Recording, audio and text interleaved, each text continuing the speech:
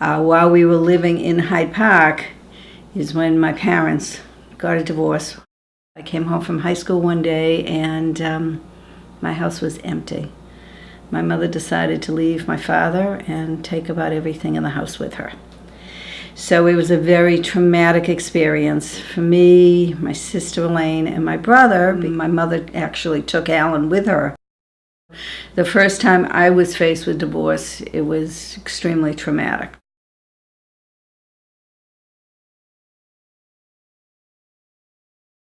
That was kind of like the first shock about divorce. We had it in our family for years, going back to my grandparents who were divorced before I was even born. So it was in the 30s, which was a very uncommon thing at that time. So from a very young age, I had a lot of grandparents and a lot of families, extended families, as they call them today. That's all we ever knew. I met Papa Harvey. We had a whirlwind romance, and my main goal was to find somebody I cared about and get out of the house. Harvey and I got married about a year later. We started growing apart a little bit. That had a lot to do with the feelings that I had, that I just didn't feel as close anymore. We didn't have that kind of relationship anymore.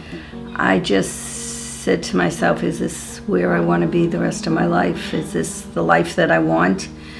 Am I happy in this little box that he kind of put me in? And I decided that it just wasn't what I wanted. The love just wasn't there. It just wasn't there.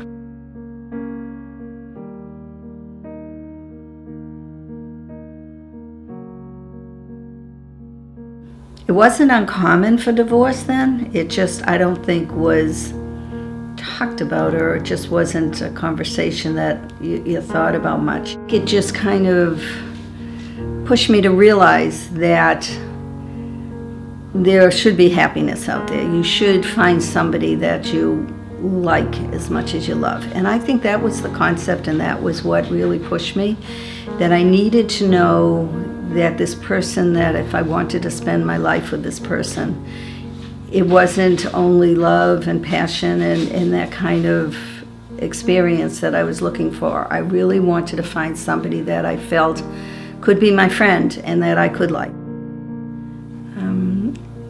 Some of the choices my daughters made, we were very happy with, and some of them we went, not going to be good. Not going to be good. When I look back at my daughters, I just try and find what it was. I think Melissa was always looking for the perfect guy. As far as my daughter Robin, she married a great guy the first time. I just don't think that they were compatible with each other. They were just two very, very different people. Our oldest daughter Jill also married somebody that really wasn't her compatible, I would say. Wasn't the right guy for her. My daughter Michelle is married to her husband that she's married the first time, and they're doing great. They're married 17 years. In our family, it just seems like we've made some really bad choices. But eventually we get around to it and do better. So I'm happy about that. So you wonder, what happened to our genes? Why did that happen? Is there an answer? I don't really know. I mean, to me, it would be as much of a guess as anybody else. I mean, I don't think anything in our gene pool that says, you're not marriage material. I just think that maybe we have a lot of very independent thinking and strong-willed people in our family. And we want to have a life on this earth that makes us happy. So we're willing to take some chances. I left Harvey when we were married about 10 years, and in July, I think that's when I told him I just couldn't live with him anymore, and I wanted a divorce. About a couple of months later, a friend of mine called me and said, I have this friend that I want you to meet, and I don't think you're that much alike, she said to us, but I think you'll have a good time. He'll take you out for a nice dinner. You'll have a fun evening. And that's when I met David. And as they say, the rest is history, but there's a lot of rolled up into those 41 years. We went out, we had a date, and we liked each other, and we started seeing each other, and I never dated anybody else. And you know, in my mind I said, oh, I just want to experience things and I want to meet a lot of people. And yet, when you meet somebody that you feel is right for you, sometimes it's just, you know it. So it certainly didn't sour me on marriage. I didn't expect to get married so quick again. I really didn't. And but I knew it was right. You know, life hopefully will be a very long time. And if you want to be happy and you want to live it with somebody that you really care about, then I think you have to care about them on a lot of levels before you decide to take that step.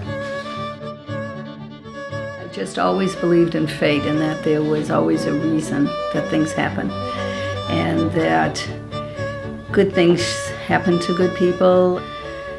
Follow your life in a good stream of motion, that it's going to come back and be good to you. But I believe that there is a certain fate in life, and that if you're lucky, and fate will kind of get you to the point where you want to be. If you're meant to meet somebody, it's like karma almost, that I think that would happen. I only wish for them that they find the right happiness in life and that they make the right choices, because my grandchildren are certainly the most important things to me, and I want them all to be happy. I want them to find in life what makes them happy.